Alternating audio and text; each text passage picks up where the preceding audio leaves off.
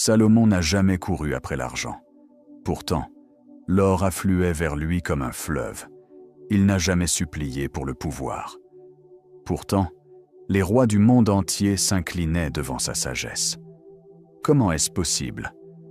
Parce que Salomon comprenait une loi que 99% des hommes ignorent complètement. La richesse ne se poursuit pas, elle se révèle. Mais voici ce qui va vous choquer. Ce n'est pas l'or qui a fait de Salomon l'homme le plus riche de la Bible. C'est ce qu'il a compris avant même de toucher sa première pièce. Et dans les prochaines minutes, je vais vous dévoiler les 5 secrets exacts qu'il a utilisés. Des principes si puissants qu'ils ont créé plus de fortune au cours des 3000 dernières années que tous les cours de business school combinés. Le 5e secret va complètement bouleverser votre compréhension de la richesse biblique. Alors, restez jusqu'au bout, parce que sans ce dernier secret, les 4 autres ne valent absolument rien. Vous êtes sur le point de découvrir pourquoi Salomon est devenu l'homme le plus riche de son époque sans jamais mendier, sans jamais supplier, et pourquoi cette même sagesse peut transformer votre vie financière aujourd'hui si vous l'appliquez correctement. Commençons par le premier secret, celui que personne ne vous dit jamais. Secret numéro 1. Le paradoxe de la non-poursuite. Salomon avait un choix. Dieu lui apparaît en rêve et dit « Demande ce que tu veux, je te le donnerai. » Imaginez. Le Créateur vous offre un chèque en blanc. Qu'auriez-vous demandé? L'argent? Le pouvoir? La gloire? Salomon a demandé la sagesse. Pas l'or, pas les palais. La compréhension. Et c'est précisément parce qu'il n'a pas poursuivi la richesse qu'il l'a obtenue en abondance. Voici la loi. Ce que vous poursuivez vous fuit. Ce que vous comprenez vous poursuit. Combien de gens passent leur vie à courir après l'argent, travaillent 80 heures par semaine, s'épuisent et restent à la même place? Les personnes vraiment prospères ne courent pas après l'argent. L'argent les suit parce qu'elles ont développé la capacité de créer de la valeur, de comprendre des principes.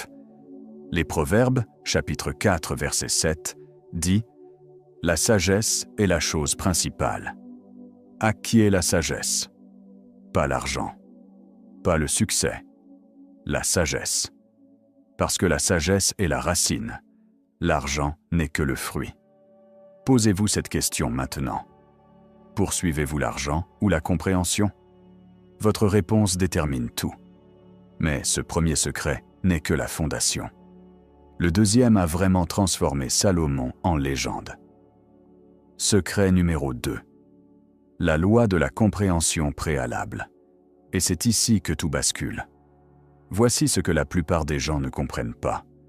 Salomon savait que votre réalité extérieure est toujours le reflet direct de votre réalité intérieure. Vos pensées contrôlent vos paroles.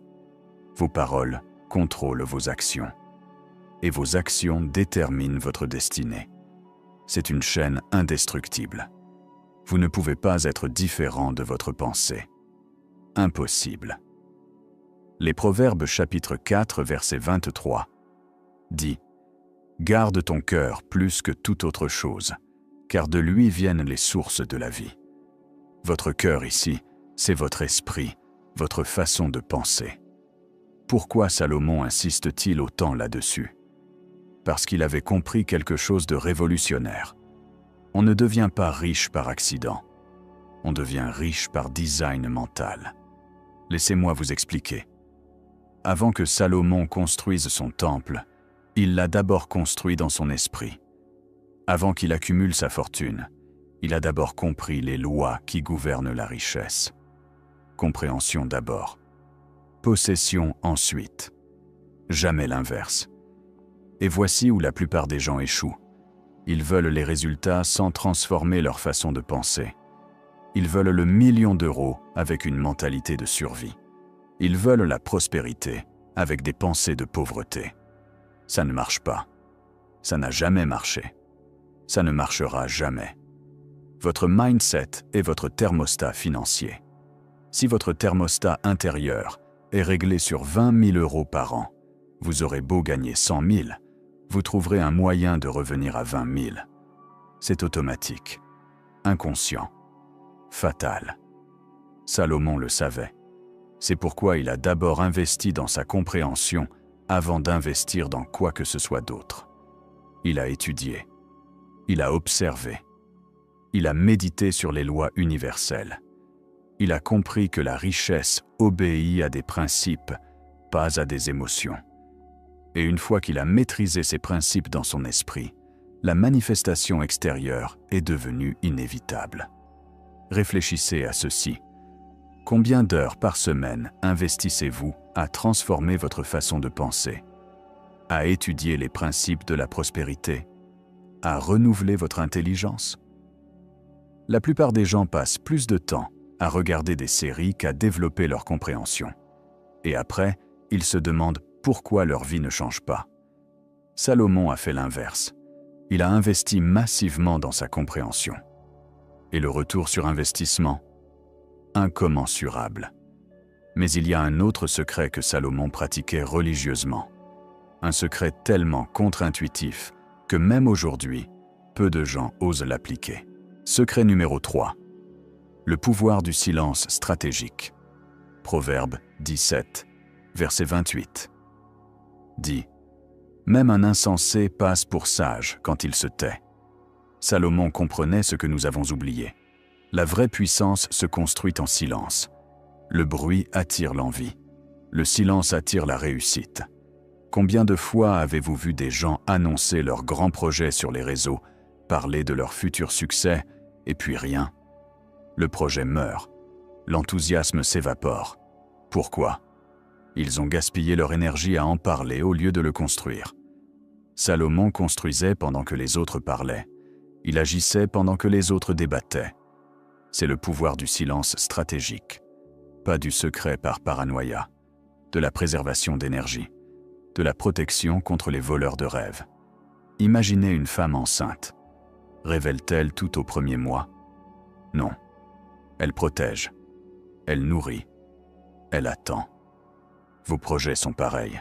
Ils ont besoin de silence pour germer, de discrétion pour se développer.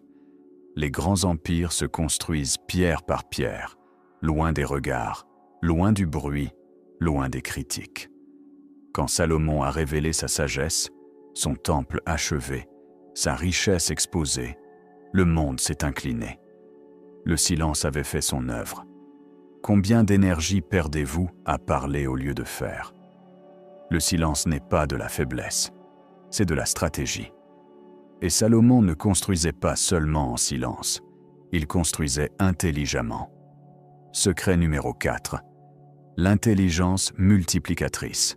Ecclésiaste 10, verset 10 dit: si le fer perd son tranchant et qu'on ne l'aiguise pas, il faut redoubler de force. Mais la sagesse procure le succès. 2 bûcherons dans une forêt. Le premier coupe avec une hache émoussée toute la journée. Il s'épuise. 5 arbres coupés. Le deuxième passe 1 heure à aiguiser sa hache chaque matin. Puis, il coupe. 20 arbres coupés. Même forêt. Résultat différent. L'intelligence multiplicatrice. Salomon ne confondait pas effort et efficacité. Il cherchait le travail intelligent, stratégique, qui multiplie. Il avait des systèmes, des conseillers, des spécialistes.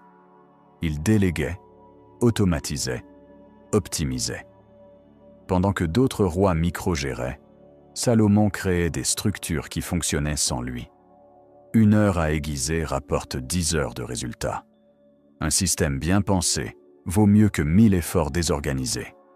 Votre temps est votre actif le plus précieux. Travaillez-vous dur ou intelligemment? Aiguisez-vous votre hache ou coupez-vous jusqu'à l'épuisement? Créez-vous des systèmes ou êtes-vous prisonnier d'efforts sans fin? Salomon a choisi l'intelligence. Mais même avec tous ses secrets, il y a un sans lequel tous les autres ne valent rien. Le plus important, secret numéro 5, la fondation divine.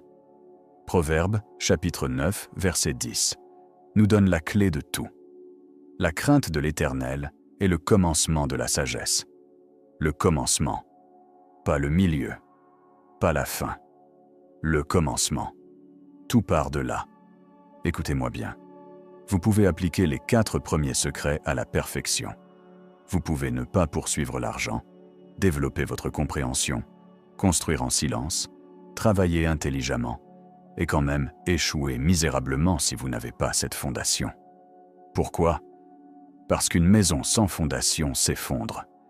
Peu importe la beauté des murs, peu importe la qualité du toit, si la fondation est absente ou pourrie, tout s'écroule. Salomon le savait mieux que quiconque. Et voici ce que la crainte de l'Éternel signifie vraiment. Ce n'est pas de la terreur, ce n'est pas de la panique, c'est de la révérence, du respect profond, de la reconnaissance que tout ce que vous avez, tout ce que vous êtes, tout ce que vous deviendrez vient de Dieu. C'est comprendre que votre intelligence, c'est un don. Votre capacité à créer de la richesse, c'est une capacité donnée par Dieu. Deutéronome chapitre 8, verset 18, le dit clairement. Souviens-toi de l'Éternel ton Dieu, car c'est lui qui te donne de la force pour acquérir des richesses. Vous voyez, la richesse sans Dieu devient une malédiction.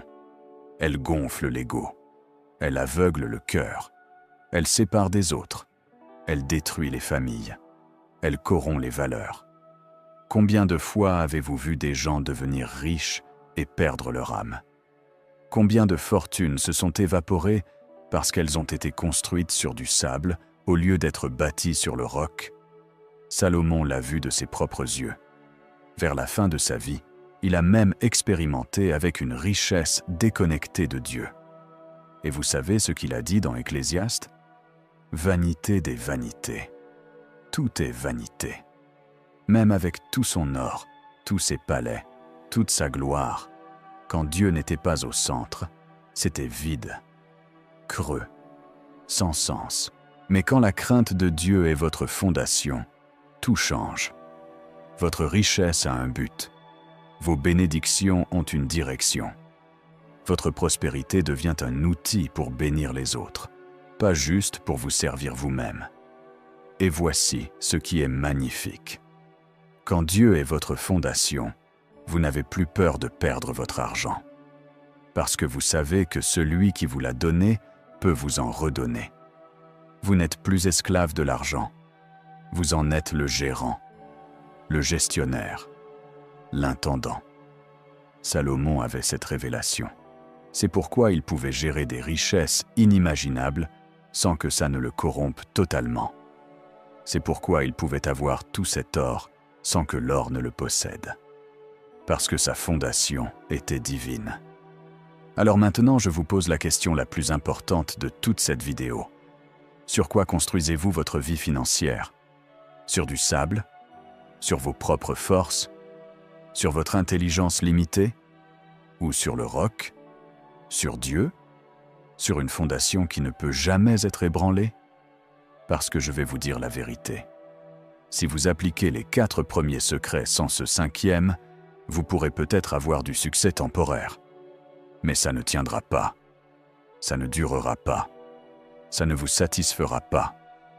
Mais si vous commencez par la crainte de Dieu, si vous construisez sur cette fondation, alors chaque secret que vous appliquez se multiplie. Chaque principe devient plus puissant. Chaque action porte plus de fruits. Parce que vous ne construisez plus avec vos forces. Vous construisez avec la sagesse éternelle. Voilà les 5 secrets que Salomon a utilisés pour devenir l'homme le plus riche de la Bible.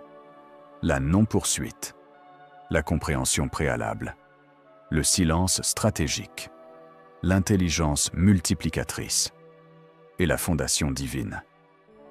Ces secrets ont transformé Salomon. Ils ont enrichi des milliers d'hommes et de femmes pendant 3000 ans. Maintenant, c'est votre tour. Si vous êtes prêt à recevoir la même grâce que Dieu a accordée à Salomon, écrivez dans les commentaires. Je reçois la sagesse de Salomon. La sagesse sans action reste stérile. Mais la sagesse appliquée devient puissance. Salomon l'a prouvé. L'histoire l'a confirmé. Maintenant, c'est à vous de le vivre.